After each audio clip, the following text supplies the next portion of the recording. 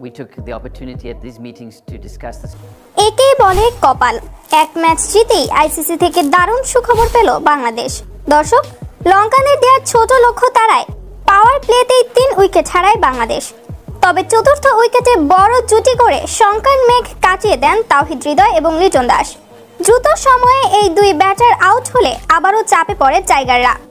তবে সেই চাপ কাটিয়ে দলকে জয়ের বন্দরে নিয়ে যান মাহমুদুল্লাহ রিয়াদ। যুক্তরাষ্ট্রের ডালাসে শনিবার 8 জুন শ্রীলঙ্কাকে 2 উইকেটে হারিয়ে বিশ্বকাপের শুভ সূচনা করেছে বাংলাদেশ।